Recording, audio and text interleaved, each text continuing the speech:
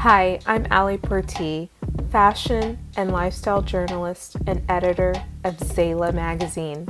I've always been interested in biographies and in the stories of people's lives, basically listening to what stirs their souls. Welcome to the Soulful Side of Life, where I let you in on some of my conversations with inspiring people from around the world in fashion, faith, entertainment, music, and entrepreneurship. These are conversations that stir the soul about people's journeys, about the ups and downs of life, and how they have overcome certain situations. I hope that these episodes will inspire your life in some way, so enjoy over a cup of something hot or on your drive to work. This is The Soulful Side of Life and can be found on Spotify Podcasts or Apple Podcasts.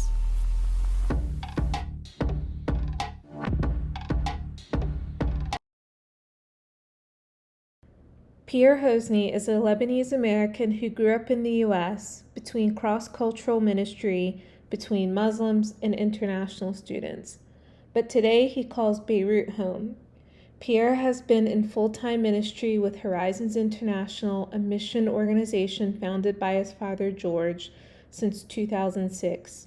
While growing up, he spent summers doing outreach in Lebanon and spent a gap year doing ministry in Beirut. Today, Pierre leads a team of nationals and missionaries running centers of evangelism and discipleship throughout Lebanon, as well as a school for refugee children and the Middle East Center for World Missions. I met Pierre in 2018 when I moved to Beirut and started serving with Horizons. I observed firsthand his leadership in finding solutions and bringing people together for the common mission of uplifting and sharing Jesus. In this episode, we discuss the current need in Lebanon and how Horizons is responding to that need. Enjoy this podcast episode with Pierre Houssney. Pierre, thank you so much for joining the podcast. Great to be with you, Ali. So jumping right on it, well, we're going to discuss today, what are Lebanon's needs in terms of the work that Horizons does. But before jumping into those questions, I'm curious, did you grow up in the U.S. or Lebanon or both? Yeah, I actually grew up in Colorado, and I was born in the U.S. because there was a war going on in Lebanon at the time. There was an invasion from the south of us, and so because of that, my parents, they had been in Egypt and they were trying to get back to Lebanon. The airport was closed, so they ended up going to the U.S. and I was born there. Wow. And then my parents found a ministry opportunity in Boulder, Colorado, to reach international students on the campus of University of Colorado. So I actually grew up in the context of reaching out to those international students from all around the world. It was like we were reaching the entire world just from Boulder, Colorado. So throughout the 80s, the war was raging in Beirut. Yeah. My grandfather passed away without me ever meeting him. And then in the 90s, we were able to start visiting Lebanon again. And so that was my first time. It's when I was like a preteen, 12 or 13 years old, visiting Lebanon. And I fell in love with the country. And then later was called to serve there. Yeah. I think probably maybe my generation doesn't realize how big the war in Lebanon was, because when I moved there, my father was not happy. He did not want me to go there because he said, I just remember every day in the 80s on the national news what was happening with the war in Lebanon. And in his mind, it was still happening in 2018 when I went. But yeah, Beirut just became synonymous with sniping and bombings and things like that. So yeah. I don't blame him. It's a different place now. I mean, not with the Civil War, but it must have just been what was dominating the headlines in the West at that time. Absolutely. And to a certain extent, history is repeating itself, but thankfully we are not in the same situation. We don't have a civil war brewing in Lebanon. It's a very different time. Yeah. Yeah. Was it your desire, like when you were in high school and college, to lead a Christian organization when you were deciding what you wanted to do with your life? Not specifically leading, but I did know that I wanted to serve the Lord in some way. Mm-hmm. I had, a really big interest in the Bible. I had a love for people that I gained from my parents, and I really felt like ministry is what I want to do, but I didn't know what that was going to look like. Mm-hmm. But then after I graduated from university, a couple of years later, so I immediately started working with my dad's nonprofit just to help him out with communication. But then within a couple of years, I just felt this distinct call that I need to go to Lebanon. So I Yeah. went. Wow. And so you spend like basically the whole year there except the summers? Yeah. So basically, because all of our family is in the U.S., we spend summers in the U.S., with them.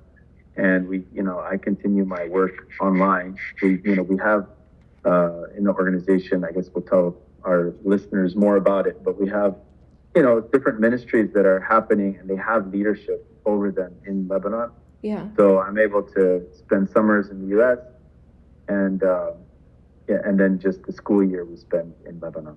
That's great. It must be weird for your dad. Well, I mean, in the sense, not in your serving sense, but that you're in the country most of the year in the country he grew up in, while he's in the U.S. Doing other things.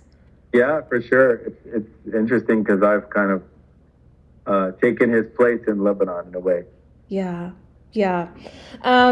So how would you describe the work that Horizons International does in Lebanon? Yeah, well, everywhere we go, our DNA kind of is the same, and we're really all about sharing the gospel with anybody who will listen in a very bold and loving way. Trying to be clear and personally caring for people when we're sharing with them.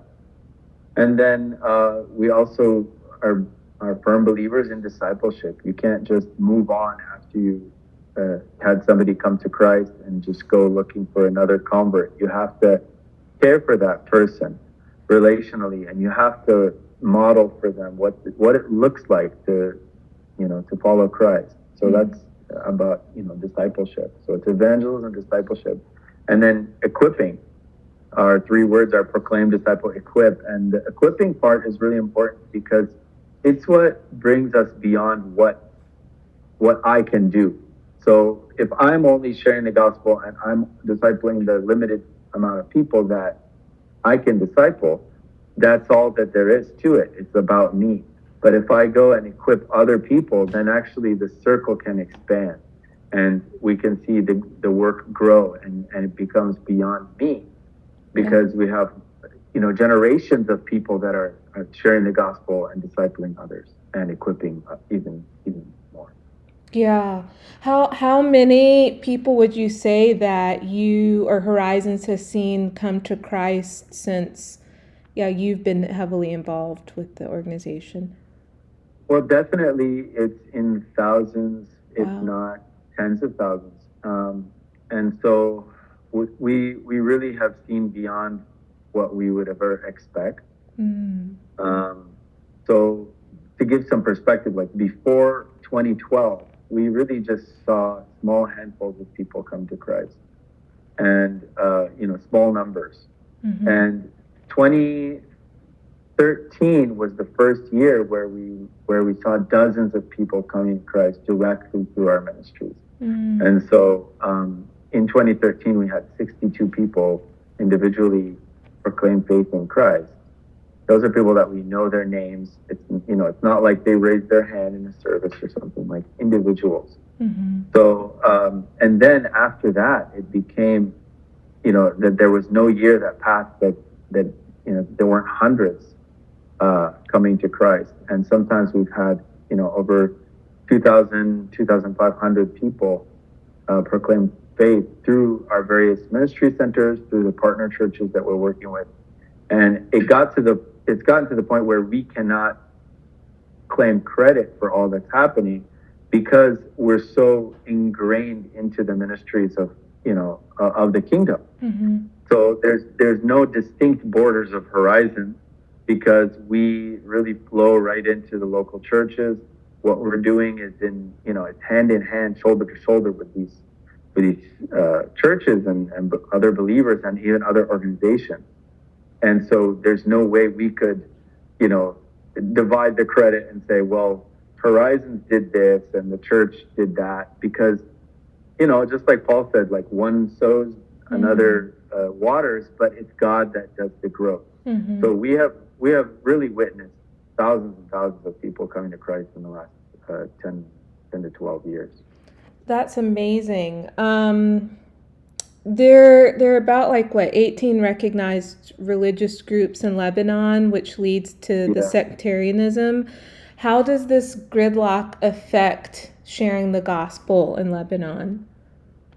Yeah, well, Lebanon is an interesting culture, and you lived there for a certain time, so you probably sensed it. And so some people call the U.S. like a melting pot of cultures, Mm-hmm.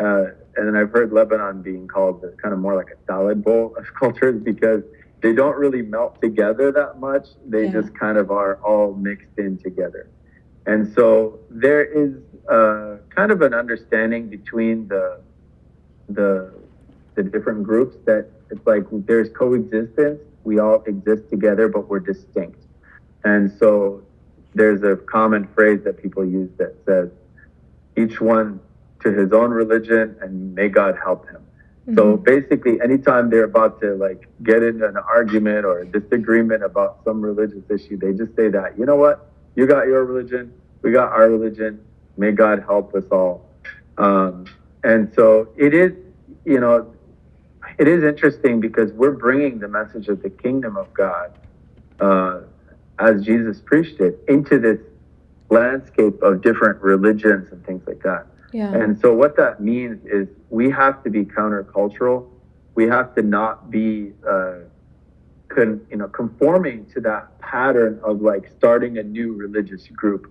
And so the cool thing about a lot of the evangelical churches is that you walk in there and the religious backgrounds that are present are so diverse. Mm-hmm. Whereas if you go to other houses of worship, if you go to an Orthodox church, all the identification cards in that church are Orthodox, because our religion in Lebanon is on our ID card. Mm-hmm. If you go to a Sunni mosque, it's all Sunnis there. If you go to a Shiite mosque, it's all Shiites there. That's very logical and normal. But the thing that's abnormal and beautiful about the evangelical church is you go in there and you see Syrians, you see Kurdish people, you see Sunni Muslims, you see Yazidi background people, Armenians, Lebanese, Maronite Catholics and Orthodox and Shiites, and it's all mixed together. Yeah. And there are many churches in Lebanon now that have more Muslim background people that are technically on their ID card still Muslim, more than people that have a Christian identity card. Wow. So that's a beautiful thing. Yeah, that's saying a lot about how Muslims are coming to Christ. Absolutely. And we're just trying to break the pattern. So we're not asking people to change their ID card, because we're not starting a political group that's aligned with the ethnic group and, trying to start this religion. Right. It's not about that. It's not about the worldly system. It's about a spiritual conversion of people from many diverse backgrounds. Yeah. When I first arrived to Lebanon, it was in Tyre to help with the Tyre church. And I was just blown away by all of the Muslim families going to the weekly worship service. And I'm like, what is this? What's happening? What is happening? Yeah. Yeah. So I guess it's just showing that there's a hunger for Muslims to come to Christ, especially when it was the Civil War happening, and a lot of Syrians didn't have probably Christian evangelical organizations that they knew of in Syria. So, they were just... They were aware of churches, and I've heard of Syrians that have gone into churches, Mm-hmm. But they also, Muslims don't really understand the difference between an Orthodox church and an evangelical church. They're just like, oh, Christian. So some of them have walked into a church in Syria and said, hey, I want to know about Jesus, or I want to know about Christianity. And they're like, we can't help you, Yeah. because they're scared of, what if this person is a spy? What if this person is trying to test us, or they're actually an extremist Muslim and they're trying to, see if we're going to try to convert them and things. So they have even refused to give them a Bible. Yeah. And so, but the thing about that, when Syrians go to Lebanon, there's more religious freedom there. Their whole, oppressive kind of like system of not only government, but also just the family, the fabric of their society that's kind of like watching each other. It's not there anymore. So they have freedom to just explore. And so many people have come to Christ because of that. Yeah, that's, I guess, a positive of the Syrian civil war. I remember when I went to visit Muslim Egyptian friends in Cairo way before I lived in Lebanon, and the wife, she was trying to convert me to Islam, and she was willing to go to a church service, and they dropped me off at a church. The wife came with me, but it was a Coptic church.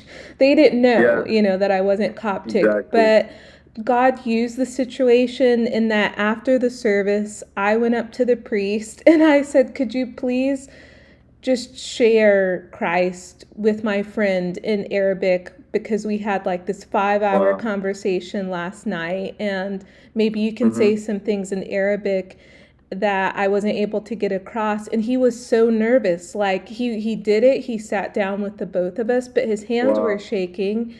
And I think he's not used to it. Yeah.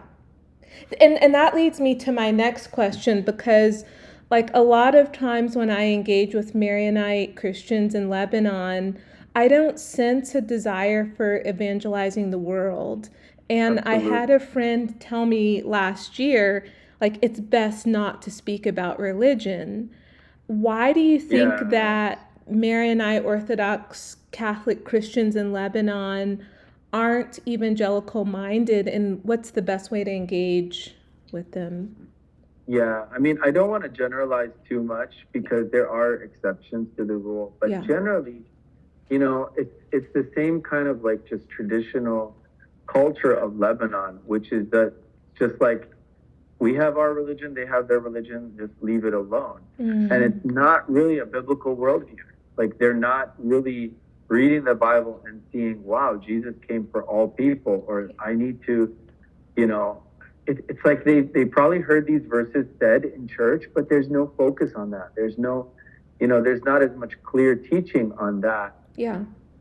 And so if the churches are not preaching the gospel in the church and preaching this message that we need to go and make disciples of all nations, it's like the people are not going to catch that. And what it is they're just kind of doing religion because that's what we do as members of our religion.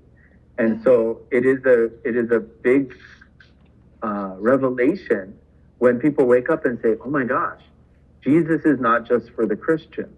And that's what my dad experienced when he was, a preteen, and he came to Christ.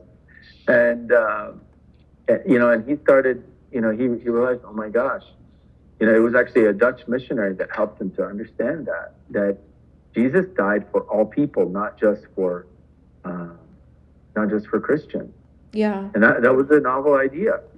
So it's just something that has become the status quo. Is like, we have our religion, they have their religion. And it's almost like there's this shame thing in like trying to change somebody else's religion. It's like considered shameful to change your religion because you're kind of like selling out your family, because it's all linked in with your family and your ethnicity and all of that.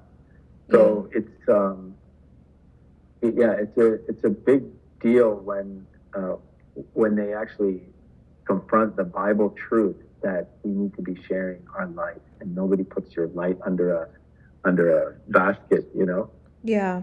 I found it way more easier to engage with Shia Muslims in Tyre than I've Yeah. ever found to engage with Maronites in Beirut. And Yeah. it kind of took me aback when my friend got a little defensive. But I know Yeah. that Jesus calls us to engage with that and not to be quiet and step back when we're Yeah. told that by them. But I guess it's just like trying to shine the light of Christ. It's like ministering to Christians, but Absolutely. not just Muslims or other groups. Yeah. Well, every church needs revival. Yeah. And that's the thing, is that any time that there's like a second generation of believers, there, or even during this first generation of believers, there's a certain number of people in the church. Their body is there, their mind is somehow engaged or something, but their hearts are not really getting it. Like, they don't understand what this is all about. And we even see the disciples of Christ, for a long time, they didn't understand. Even after his death, they didn't understand. It wasn't until there's the resurrection and he appeared to them that a large number of them started getting it. And it just takes time with humans to understand this. But every church, when generations pass and pass and pass, there's a growing number of people that are just kind of playing religion in the church. And so that happens in evangelical churches, and it happens also in Orthodox churches and Maronite churches, especially when it's been hundreds of years that they're doing the same kind of religious system and religious tradition.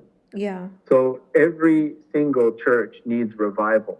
Every single church needs discipleship of every single believer that's in it to help, to call out to them and say, be reconciled to God, helping them to understand what it means to truly follow Jesus.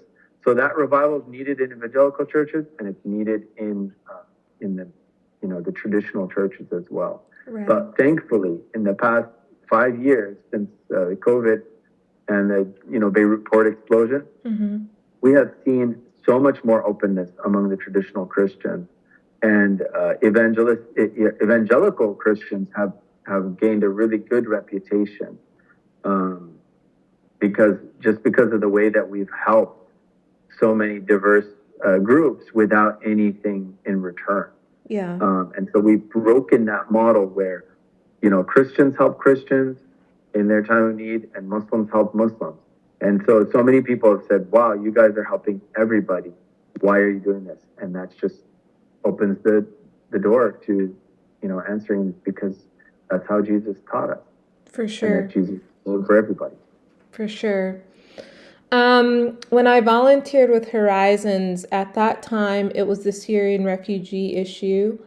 Yeah. What is Horizons focusing on now? What is the need now? Yeah, really our focus is on trying to equip churches for the Great Commission.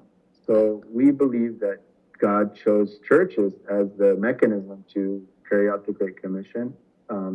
So we as a nonprofit are not here to take their place, but to come alongside them and help them to carry out the God-given call.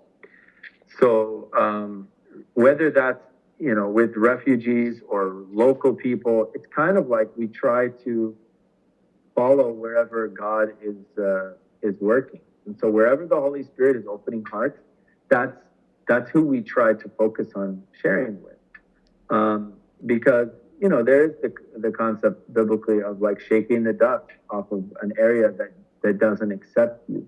Mm-hmm. And maybe later on you come back to that place and they will accept you.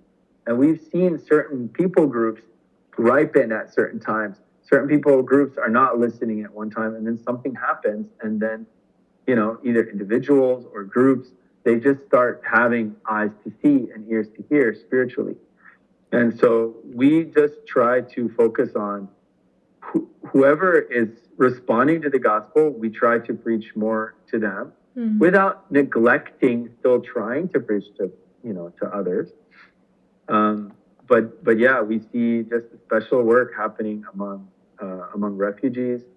Right now, there's a wave of Alawite refugees, which so many people don't even know who they are. Wow. They're fleeing from Syria because they are the group that's Bashar Persecuted. al-Assad.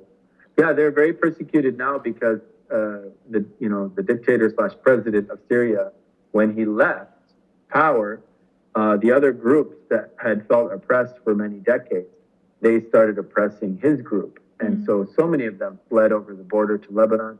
So we're serving among them now. So whatever, we're trying to be responsive to whatever God is doing, whatever is changing in this rapidly changing world, and just being ready at all times to share the gospel and mobilize other people to do the same.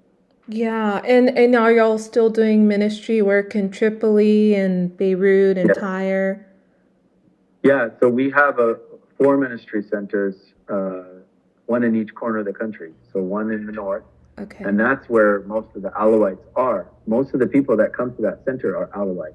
Okay. So either ones that had already been in Lebanon, or people that are coming in because of the recent issues. And then we have a center in the Bekaa Valley, which is in the east side of the country. We have one in Beirut, as well as a school for refugee kids, 220 kids, kindergarten through 8th grade.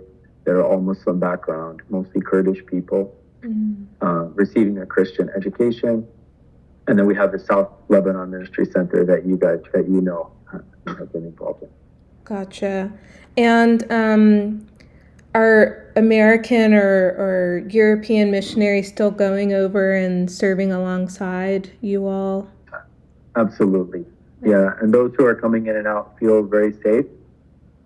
People on the outside looking at the headlines, they feel scared and, what are you doing there? Please get out of there, and whatever. And it's like, no, I mean, every person that's living in Lebanon generally feels like, pretty safe. Like on a day-to-day basis, we feel pretty safe.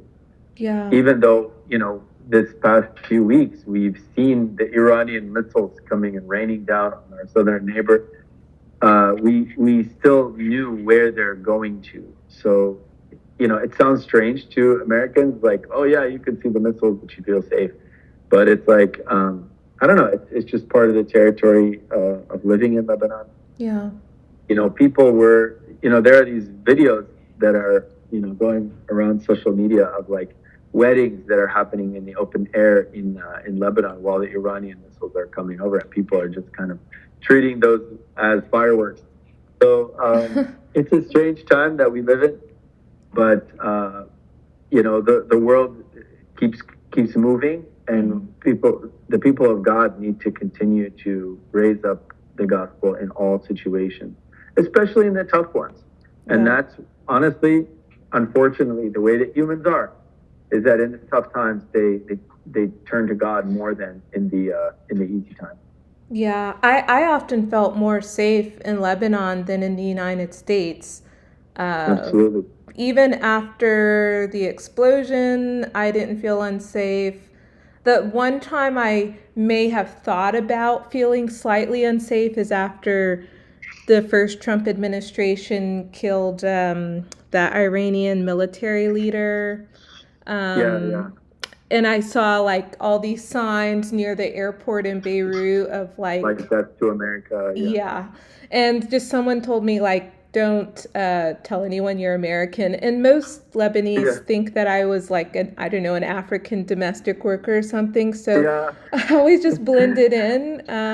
So there's the benefit of that after having to deal with all the nonsense of that. Exactly. But no, I could walk down the streets of Burj Hamid at 1 in the morning and feel safe. So, or even Naba. Yeah, and that's the strange thing, is that even the same people that are saying death to America, it's like if they had an American just walk up and ask them for directions somewhere, they would just invite them for coffee and tea. Like even the Hezbollah guys, like they are personally hospitable, even if they're like politically opposed. And that's just something that a lot of people just don't understand until they experience that. For sure. Like even the Shia. They're honorable people. Yeah, the Shia, like that are sending missiles over to Israel or whatever. Like they're such honorable people that they will be hospitable to anybody. It's just in their culture. Exactly. And I think in these cases maybe it's helpful being Black. I don't know, I just feel like I blend in better, Yeah. and somehow, like, I think Muslims just have, I feel, a different view of blacks maybe than Christian groups around the world. So I've just always felt at Mhm. home around Muslims. But yeah, I never felt unsafe around the Shia going into Dahieh in Yeah. Beirut. So yeah, the news is not always reliable. And Yeah. if God Absolutely. calls you into a place, He'll protect you. And if you lose your life, then you'll gain it in Him. Yeah. So Absolutely. yeah. And the paradox is like seriously, like if when the going gets tough, God's people run the other direction, then what's happening really is that they are running away from the best opportunities that they have Yeah. to be Christ and to share Christ and to have their message received. If we only want to share our message when it's easy, we're actually not going to get very much results. In my own personal experience, we get more results, and the gospel becomes more meaningful to people when it comes in the time of difficulty and when they can actually see our faith. Nobody sees your faith as much when, in the easy times, but Right. in the tough times, if you're not concerned about yourself and you're just concerned about helping others, wow, that makes a huge impact. And just like in the plagues throughout the Roman Empire in the first couple of centuries after Christ, the way that Christians were hospitable to the people that were going, through sickness and in the midst of a pandemic, when everybody else was like leaving them to starve to death and to die of thirst, and the bodies were piling up in the Roman temples, you know, throughout the biggest cities in Rome, and all the pagan rich people were running away to the countryside. The Christians were actually sitting by the side and serving the people that were sick, and the people that survived, all the thousands of people that survived because of those Christians, they actually glorified God, and many of them became believers because of that. Yeah. And even though many Christians died in those pandemics because they helped the other people, the ones that survived had an immunity to these sicknesses, and they actually became kind of like revered in the Roman society. And they're like, wow, these Christians, almost like they have this miraculous, they didn't understand immunity at that time, but they had this most miraculous power to not get sick. And they were there like, wow, like helping thousands of people, helping orphans, helping widows, like that is what glorified God. And that's what made Christianity grow so rapidly in those early centuries. Yeah. And so we have to seize the opportunities in our present day. Instead of running the other way, we have to be ready to be Christ's hands and feet in the times when it's meaningful. Indeed, indeed. Okay, my last question is, one thing I've noticed about you, like when I lived in Beirut, is that you're a team player, and it's not easy to lead people. Moses knew that. You know that. And I think, sometimes Christians may be harder to lead, or maybe it's not that they're harder to lead. It's just challenging because we're supposed to be living by biblical standards, and there can be nastiness sometimes. But I'm curious, how have you learned to lead with the firm but gentleness of Christ? Wow, we're gonna need another hour to talk about this at least. No, I mean, I think I feel like I have a very good role model in that respect of my dad. Just growing up, seeing his humility, seeing his service mentality. Like he's just there to help. He's there to serve. He's there to encourage people. He values people. He believes in people. He's an encourager. And so when I do those simple things that start with like the heart, then I don't know. I mean, I've seen things work.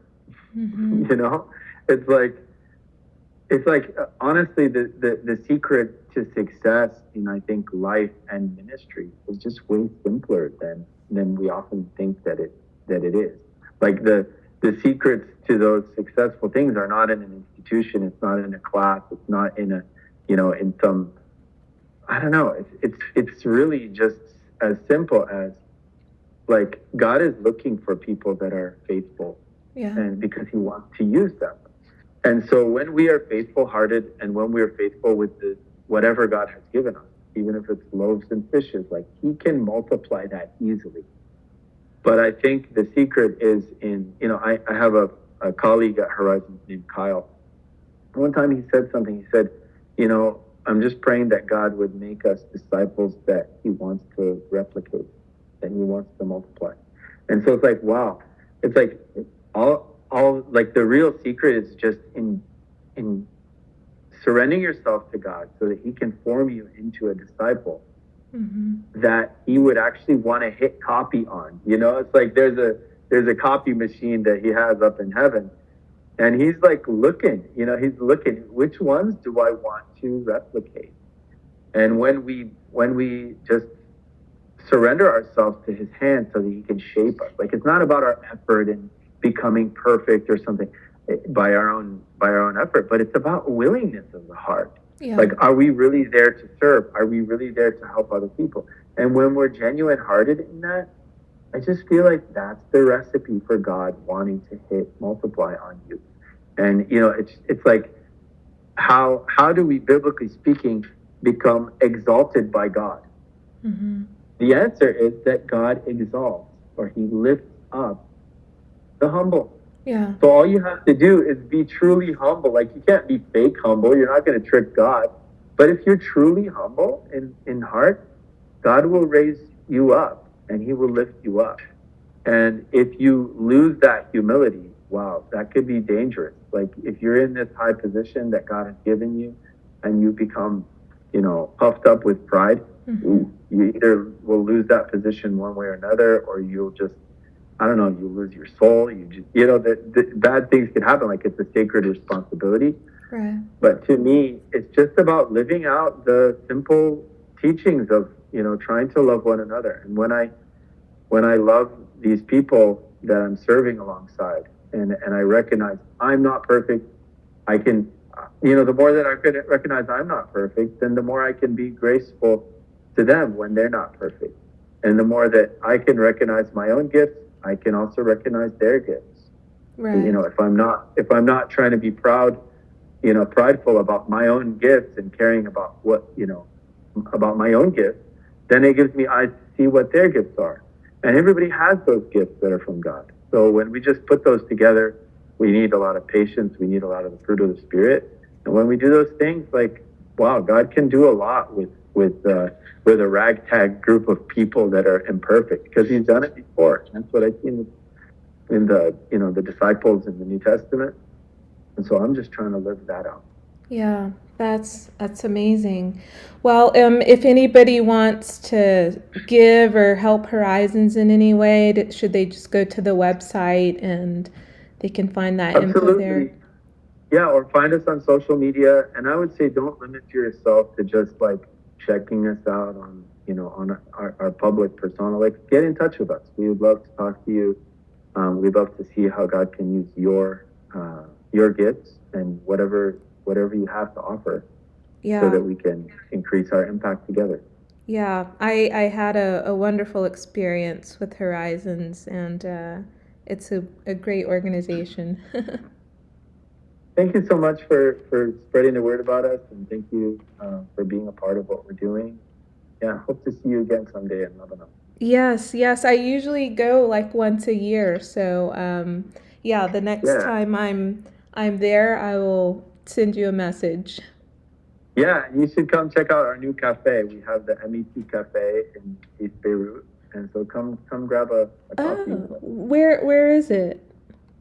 So it's in Dequani, and if you just go to Google Maps and you just do MEC Cafe, it'll show up for you. So MEC stands for Middle East Center for World Missions. And so we have studios over there, recording studios and video studios. We have a worship school there. We do art, and graphic design and things like that as well, training That's and social media. amazing. Are y'all So, still yeah. in Burj Hamid?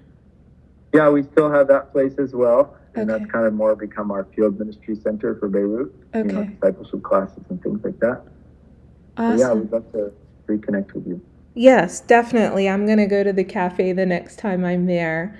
Thank you so much, Pierre, for your time. Thanks for having me. Of course. I hope that you enjoyed this podcast episode and that you have found a soulful connection to the conversation. God bless you, and until the next episode, go bless somebody else.